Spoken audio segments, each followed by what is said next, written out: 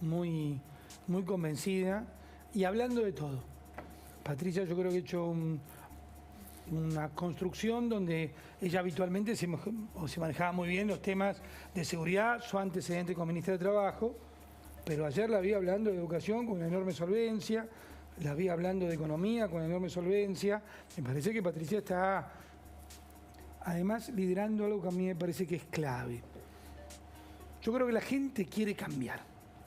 Es decir, ¿viste? Es algo sutil y a mí no me gusta hacer interpretaciones, te lo dejo más a ustedes porque si no te saco sin laburo, Facundo, pero la gente dice, este modelo no da para más. Entonces quiere cambiar. La gente dio un paso adelante. Patricia es de los dirigentes que interpreta eso y va también adelante. Hay que tener cuidado, y no lo digo por nadie en particular, sino en general, que a veces la dirigencia se queda atrás de la vocación de cambio de la gente que está más adelante que los mismos dirigentes. Perdón. Y de los mismos economistas. Yo veo a los economistas a veces hoy más timoratos que muchas de las cosas que está diciendo la gente. Pero ahí lo decís, por ejemplo, por los que buscan el consenso, ampliar la base, el 70% de la reta, sí, por ejemplo. pero eso, poner que lo podés personalizar. Pero más allá, hay una parte de la cabeza de la dirigencia política argentina que te dice, no vayamos tan rápido ni tan fuerte. Y la gente, yo estaría casi seguro, que quiere ir rápido, fuerte y nítido. A ver, y Patricia lo interpreta muy bien. No, yo creo que sucede eso, y me parece que mucho de eso tiene que ver con la irrupción de Javier Milei en la política argentina. ¿Por qué? Porque hay una tensión en el interior de la oposición. Hay una tensión.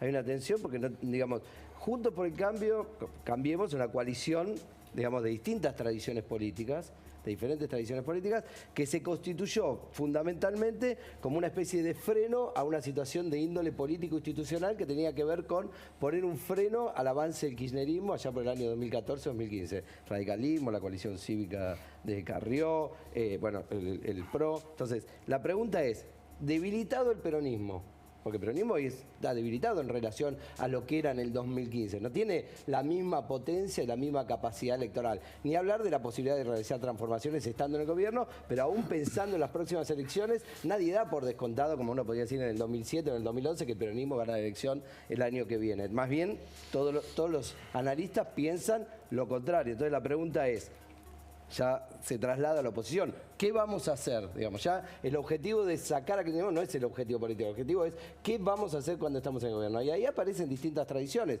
Y yo creo que ahí hay un tema de, no sé si se acuerdan cuando éramos chicos y íbamos al colegio, teoría de los conjuntos, que nos hacían la intersección. La intersección, ¿no? Rayar con intersección. Los diagramas de Venn. Sí, GABA, creo que era, la matemática de GABA era el libro, entonces nos hacían rayar la intersección y yo creo que ahí hay un tema de una intersección de votantes que pueden ir de un espacio político a otro entre el espacio libertario de Javier Milei y votantes de Juntos por el Cambio, que no son todos, pero que hay una parte que comparten porque tienen miradas parecidas.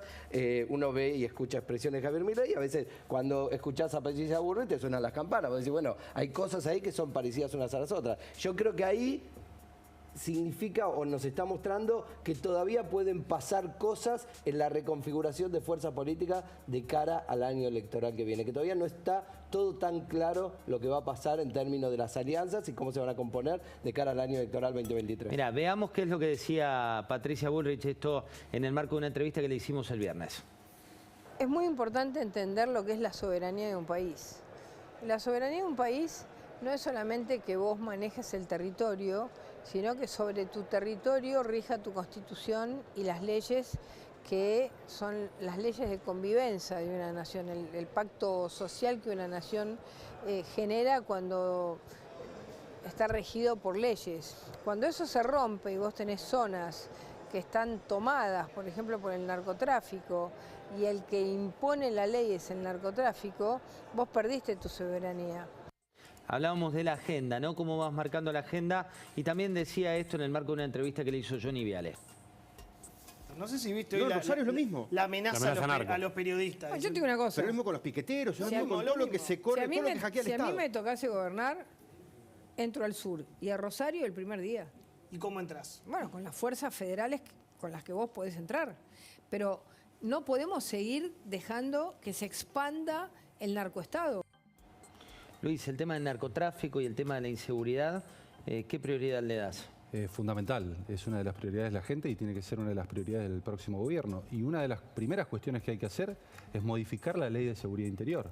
¿Por qué? Para permitir en casos como el de la Patagonia, con el conflicto mapuche, los pseudo mapuches, o el caso del narcotráfico en Rosario, o la frontera, por ejemplo, que está totalmente colada, permitir, por ejemplo, la intervención del ejército. En la frontera norte de la República Argentina hay que permitirlo. No hay ningún impedimento de tipo constitucional. Esto es, la Constitución Nacional, cuando habla del estado de sitio, en ningún momento tiene algún tipo de provisión para que intervengan las Fuerzas Armadas, por ejemplo. Con lo cual, el único impedimento que existe es respecto de la Ley de Seguridad Interior, que es una ley viejísima del año 91 y que tiene que ser modificada para permitir, primero, que las fuerzas federales de seguridad intervengan en situaciones como la de Rosario y para permitir que el ejército asiste y colabore en la vigilancia y control de las fronteras. Nosotros estamos desaprovechando, producto de resabios setentistas, la posibilidad de utilizar el ejército para impedir que ingrese el narcotráfico en la República Argentina y eso es imperdonable. O, por ejemplo, para garantizar la soberanía en la Patagonia, que hoy no está garantizada y eso lo podría hacer el ejército y producto de viejas leyes y resabios de las dictaduras, en un contexto del siglo XXI con unas fuerzas armadas totalmente democráticas, no las estamos aprovechando y utilizando con todo su potencial.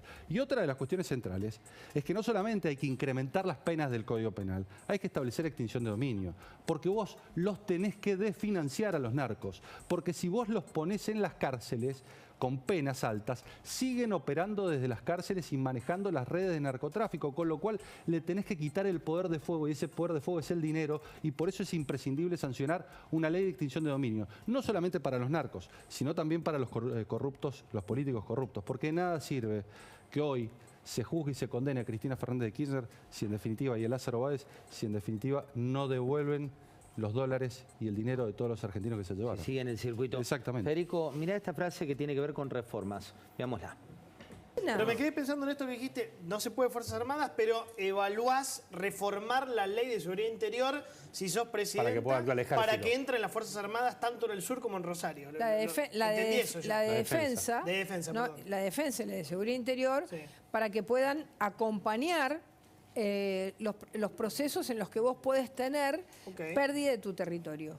Bueno, porque la función de las Fuerzas Armadas, la defensa de las Fuerzas Armadas, el primer elemento fundamental de la defensa de las Fuerzas Armadas es la soberanía territorial. Por eso te pregunté. Y si vos perdés frente a un narco o perdés frente a un grupo violento, vos tenés la posibilidad, con una ley muy clara y muy concreta, utilizar a las Fuerzas Armadas para, digamos, ayudar a las fuerzas federales en que ese territorio rija la ley y la Constitución. Ahora, Esas reformas... mira, es muy interesante porque de lo que está hablando Patricia, más allá de lo que se puede discutir de este tema, es plantear la verdad.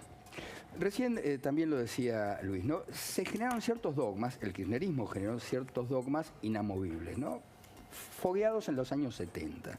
Y a partir de ahí no se puede discutir nada. Yo creo que estas son cosas que hay que discutir y hay que discutirlas con la verdad. Yo estuve ayer en Mar del Plata en el acto que encabezó Patricia Bullrich, estuvimos ahí Santiago Kovadlov, compartimos la mesa con Hernán, y yo señalé algo que me parece que es una marca de la época. Cuando me tocó intervenir, hablando de Patricia, me parece que ella encarna una metáfora muy interesante en relación con la verdad.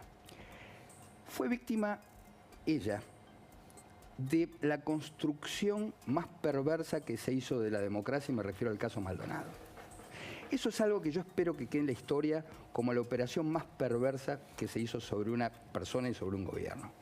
La invención de una desaparición, la invención de un asesinato. Yo vi con los binoculares cómo se llevaban a Santiago Maldonado para inculpar, por supuesto, a un gobierno, pero a Patricia Bullrich. Yo te hablaba de la construcción de la verdad.